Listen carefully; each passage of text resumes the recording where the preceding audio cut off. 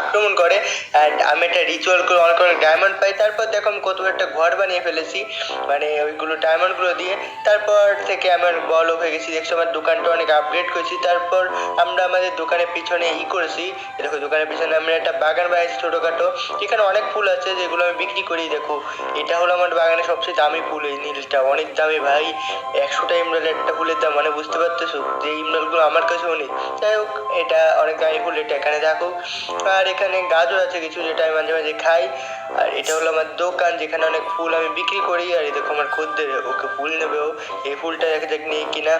আচ্ছা চলো, এই ফুলটা আমার কাছে আগে থেকেই ছিল, আমার খেয়াল ছিল না। ওকে দিয়ে দিই এটা, ভাই নিলই না, ঠিক আছে সমস্যা নেই। এখানে যা ফুল টুল নেবে না, আবার এখানে এসে দাঁড়া রয়েছে, লজ্জা করে না মোটে। ওকে ওকে চলো এবার আমরা আমাদের ঘরটা দেখাই তোমাদের। আচ্ছা তোমরা তো আমার ঘরটা দেখলে পুরো অজ্ঞান হয়ে যাবে, তাই অজ্ঞান হওয়ার আগে একটা লাইক করে দাও, নাহলে অজ্ঞান হলে আবার লাইক করবে নাকি, তাই আগে থেকে লাইক করে দাও, ঠিক আছে? চলো আমরা আমাদের ঘরটা দেখাই তোমাদের।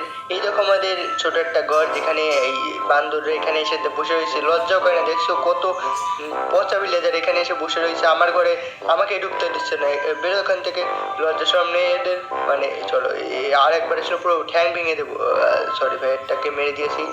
চাকার ডুলো। এই দেখো এখানে অনেকগুলো ফুল আছে যেগুলো আমি বিক্রি করি। আর এখানে অনেক ডায়মন্ড এমরাল্ড এগুলো আছে, যেটা আমি রিচুয়াল করে পেয়েছিলাম, সেটা তোমরা হয়তো বা জানো।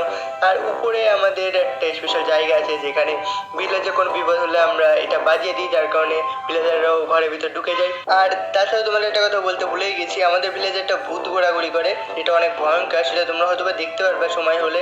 চলো আমরা একটু ঘন্টা ঘন্টা বাজিয়ে দিই, যাতে ভিলেজাররা সবাই একটু ঘরের মধ্যে ঢুকে যাও। দেখো সবাই ঘরের মধ্যে দৌড়াচ্ছে, আর এরা আবার বাইরে যাচ্ছে কেন? যাচ্ছে যেখানে যাক যাক, আমরা আমাদের কাজ করি। চলো আমরা নিচে যাই।